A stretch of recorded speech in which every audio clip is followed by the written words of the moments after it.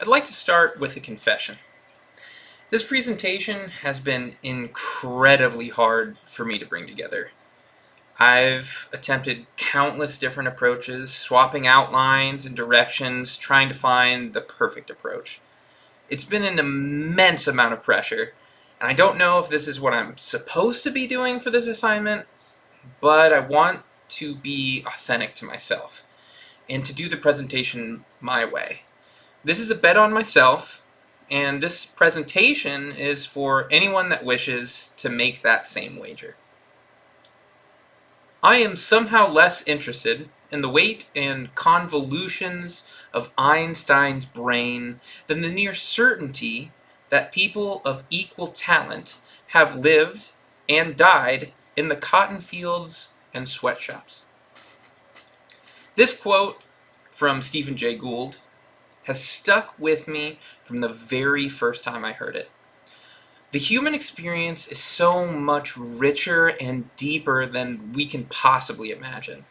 Our world is so incredibly complex that it should come as no surprise that our one-size-fits-all systems are failing us. In no place is that more evident than our education institutions. There's nothing new about older generations lamenting the downfall of kids these days. But there is a new complaint. You know what the real problem is? It's those phones of theirs. While there certainly is something to that, let's contextualize it. As a society, we are entrenched in information overload. Our attention is split in dozens of different directions from moment to moment. This is a struggle even for us as adults. So how can we expect children and young adults to stand a chance when their frontal lobe, the part of their brains that regulate self-control and decision-making, hasn't even fully formed yet? I can almost hear the objections forming in your minds. Then just take their phones away. But if the objective of school is to prepare students for the real world, does restricting the technology we all use in our daily lives truly seem like the best solution? We can do better than that, can't we? Wouldn't it be nice if we could transform this obstacle into an opportunity? Good news. Game-based learning already exists. GBL, game-based learning, supplements traditional education practices by introducing a variety of interactive board and video games that drive student engagement.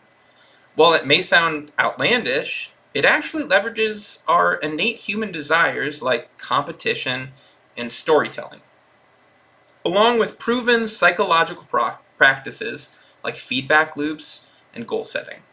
This potent blend of biologically engaging formats and science-backed approaches dramatically improves educational experiences. There's a study of game-based learning. The study of game-based learning is still in its infancy, but initial results are promising, with one researcher having a 20% increase in course success rate and an average grade increase of 10% across the board. And while those numbers can sound encouraging, it's also kind of hard to contextualize. It's the difference from a C to a B to A, and so on, but it can go a lot deeper than that too. So I don't just want to leave you with those loose numbers. I want to leave you with a story. My story. I am a lifelong gamer and have had my world indelibly expanded because of the games that I have played. So much of who I am is from the stories that I have interacted with. I've reinforced my values through the thousands of decisions that each game requires. It takes planning, creativity, and curiosity to overcome great odds. This is something that games excel at. They teach us to do, and it's about keeping at it. I'm certain that my engagement with games has led me to this very presentation. Games like Sid Meier's Civilization series, a real-time strategy game, introduces swaths of players to concepts like leadership, resource management, historical kingdoms, game theory, negotiations, and more. All things that leaders today are required to have. If all these things can be developed from a game designed to entertain, imagine what's possible if we implement actual curricula into them. And while these may seem like clever connections applied to my situation, thinking about how these games tie back, and it could just be me trying to say, oh no, that's where this is coming from, I have tangible evidence as well. There's a music education app called Musician, and in December of 2017, I became a subscriber to learn piano and guitar. Musician uses the principles of game-based learning to guide users to mastery.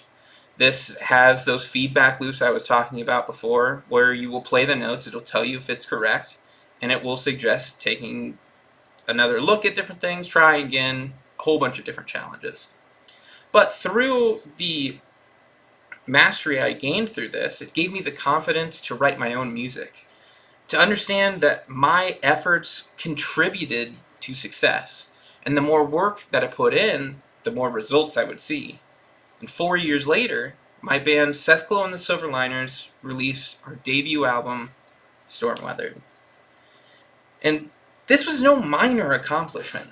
I have ADHD and only received a diagnosis in 2019, after completing high school and my bachelor's degree in community and regional planning. I suffered through school, through systems that were not built for me.